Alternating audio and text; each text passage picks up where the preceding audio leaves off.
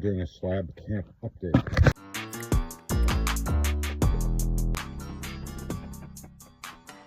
Bedroom area is eventually going to drop down. It's just going to be the beginning, me being a little bit subterranean on the top of this hill. And to keep the dog not just alive, but comfortable. Yeah.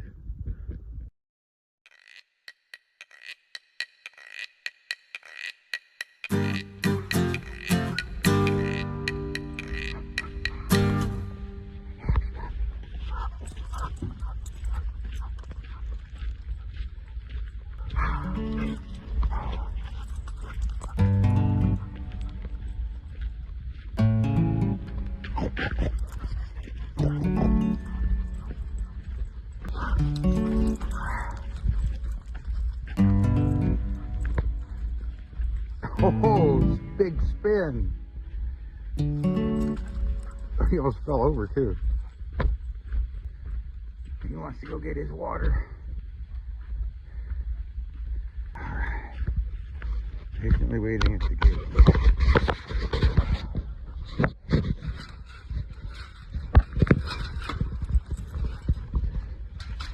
Ooh, happy puppy.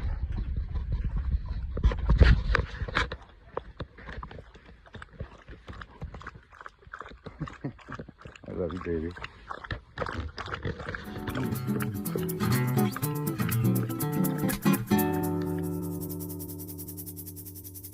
Ozone's having an awesome day. He's being a great boy. He's listening well, and he's just been having fun all day long.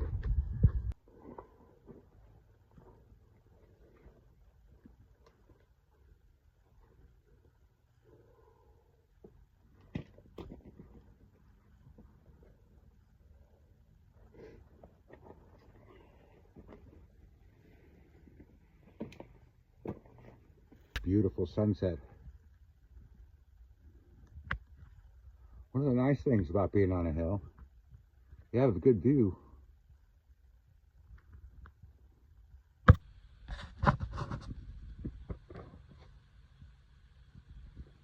Sit up if you want your harness off.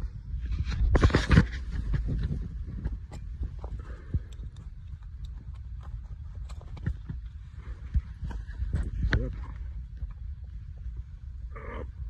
Up. There we go.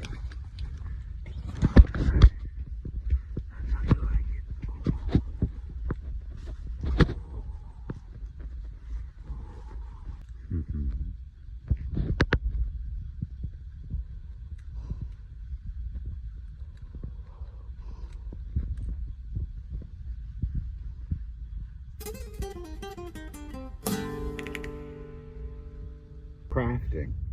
It's the middle of the day, about 80 degrees.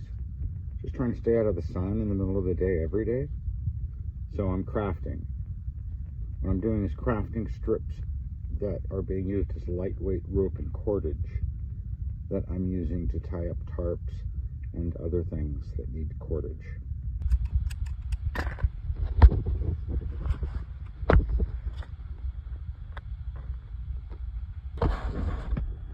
Like a rope, huh? Yeah, so there are a lot of free clothes in Slabs, and some of them are kind of trashy, or like triple XL or triple small baby. There are a lot of little kid clothes and not that many kids, or there's clothes that are bleached out or worn out. I'm able to find a lot of things that I can use these textiles to repurpose as cordage, lightweight temporary cordage, but free.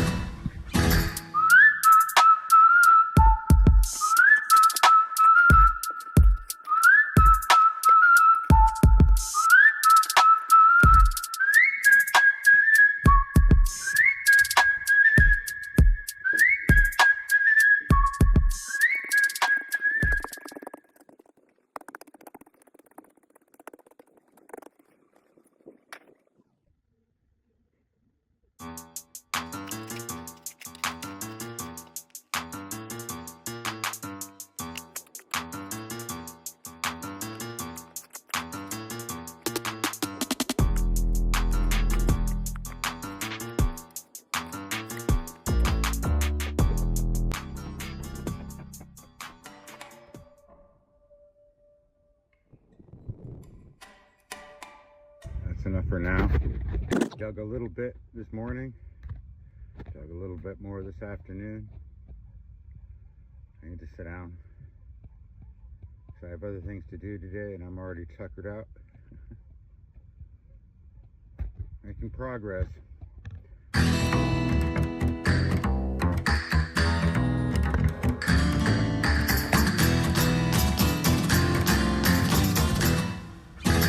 That's what sweatbands are for. I'll start wearing one again.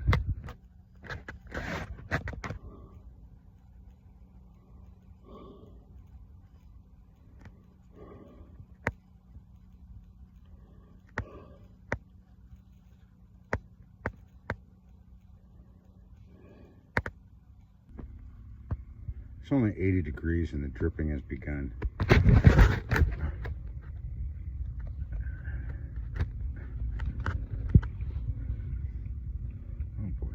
I'm afraid of the summer, I am.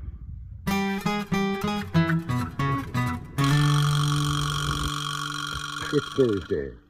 Just came back from Don't Go Hungry doing a food drop. 2 truckloads this time. Perry has dropped twice last week and once this week. And so there's food and it's pretty cool. I guess there's a lot of people needing food and the drops are going on and we're funding the gas to help the blessing of folks that are running for food. So that's cool. Back in camp, let's take a look at my excavations since we're doing a slab camp update. And here's a bunch of cheesecakes on that. Right, so last time and the time before that we were talking a little bit about the fence here. I had set up a pantry here and the wind totally tore it apart, and that's okay because it wasn't working all that well. I was getting the morning sun in there, so I'm still working on this pantry. More importantly, these posts and excavations are underway. Now, I have sheet metal roofing here, like aluminum siding that I'm going to put up as a hard structure roof. And I put these posts in already, and I've just been using them to fly tarps. And the camp's a complete mess. I want to spend time just cleaning up the camp, but I've been just spending every minute that I have the strength digging. So here's what's going on with that excavation. Those are the poles to go up on those posts. And what I'm doing is I'm excavating down. So here is going to be a step down to about there. And then excavation is going to go that direction and that direction under where the tent is now. Now I'm going to be building up walls around it. So I'm going to be partially underground, but not completely. And so you can see this, the hole's getting big and it's kind of a hazard for me and the dog to be careful around, but it's not actually that deep. I'm less than 3 feet here, and I don't plan on really going any more than 3 feet. What I'll be doing over here is building up. So I've just thrown excess dirt there for now until I get another component, which actually arrived in the mail yesterday, and I picked it up today. And that is sandbags.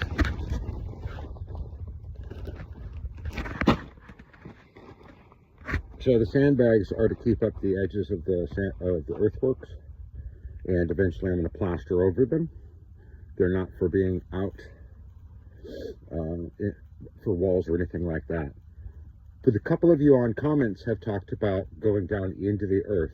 Oh, 6 to 8 feet down in the earth. Yeah, it stays really nice. Getting 6 to 8 feet down in the earth by hand is very difficult to do, and even more difficult to do without a bunch of equipment to stabilize the soil. So I'm doing it really cheap. And I've got myself 100 sandbags, and I'm probably going to be getting a couple hundred more at least to get into the project. But you'll get to see how I build up my foundation of walls to hold the earth back with these sandbags. And then, I'm not going to spoil everything, but the house is going to be partially underground and partially not underground. so it can take advantage of thermal insulation without being structurally dangerous or from being prone to collapse. Okay? I'm not going to show you the plan yet, but you'll see it come over the next weeks as I'm putting it together. So, but that means digging, digging, digging. And I have a couple of other things going on in this mess that is a construction site. Yeah, so this shade structure, I've got brackets. I'm just waiting on some more hardware to mount all of those beams together for the roof. And I got these real cheap solar lights, and they should just give me enough illumination on the ground so that I'm not like afraid I'm going to fall in the hole while I'm working on it, and to help me, and especially the dog who doesn't see well at night, just navigate around here until I get the place built up and have some better lighting. That way I don't have to continuously be using my headlamp and other lamps and moving lamps around to see what I'm doing here when it's dark. So the camp's progressing in technology as well as labor. Ultimately, the idea is to take this hole and move it within the confines of this part of the fence. So this part's dug out. Shade structure will be about, we'll have 10-foot wide pieces, right? And that's going to cast me shade seasonally right in the middle of the camp. And I can build from there, but this will be my main hard structure. And it's going to end up being a lot higher than the living area down here. So I will eventually put in some poles and things like that and shade that off for the northern afternoon sun once the seasons shift. Right now, I just have some tarps and stuff giving me some shade from how the southern hemisphere, the winter sun, is moving. And you can see I've bolstered the fence up with sheets of metal and stuff I found out in the desert. That's just for wind and security. That's all that is. Just like that's just for shade and wind. Once I actually have this excavated and get some sandbags keeping the banks solid and securing, and I have a technique for that I'll show you that I'm going to be using, then I can start moving a lot of this stuff down into the hole and setting it up for a kitchen area. And this bedroom area is eventually going to drop down. It's just going to be the beginning, me being a little bit subterranean on the top of this hill. Secondarily, having shade over me. That will keep me going through this spring while I'm building up the rest of the shade and making a place with some walls that are insulative. So walls are going to come next. You're seeing the very beginning of it, me digging when I can. One thing I have had is this fence. I closed it off with gates like within a week or two after making the fence itself. And you know, it's not the best gate, but it works. This one, all I'm doing is wiring. So this, again, still needs to be done. I mentioned this in 2 other videos. I'm like 2 months behind on making this gate. But I thought I was going to make it with that frame, and it didn't really work out. So I'm still looking for some pieces for this gate. Right now, I'm wiring it closed and opening it and closing it to go out the back and to use the fire pit area. So it's a working camp. It's in construction and it's in progress, and I don't have everything I need. But that shade structure is really important. Once those bolts come in the next couple days or so, then I'll actually able to do something besides drag stuff out of the desert and have a plan to put it up somewhere. Like, you know, I can put these 4 beams to use with the arches, and then I've got a couple supporting pieces of wood that I want to use to bolster them so that they're stable and the wind doesn't want to take the roof off. And I paid attention to how other people build out here. I'm hoping that the lessons that I'm learning, the information I'm gaining, is going to be enough to get this camp going, because I have to build. Once I get that one shade structure up, it's just a small area where the sun's not beating right on me that allows me to continue building.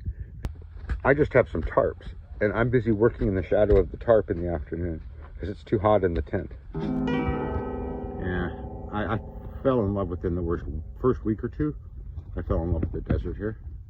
I'm not going to say that I don't miss redwoods, but I've been missing redwoods for a while. And I'm still alive. But I'm enjoying the feel of the desert, how I feel in it. It's been comfortable so far. The heat, I'm going to say this like over and over again. I say this like every day. I'm afraid of the heat. I am, and it's a healthy fear because it's motivating me to do the things I need to do to make sure that I don't overheat here. And just keep the dog not just alive, but comfortable. Yeah. So, but this is taking a lot of work, man. My back hurts. Oh, I suppose you heard that popping. I did. But yeah, progress, not perfection.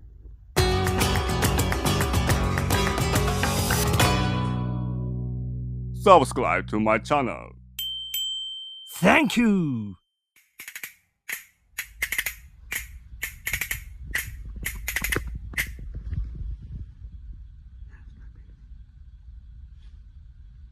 You gonna take a nap now? Yes? Do you want me to cover you up? Yes?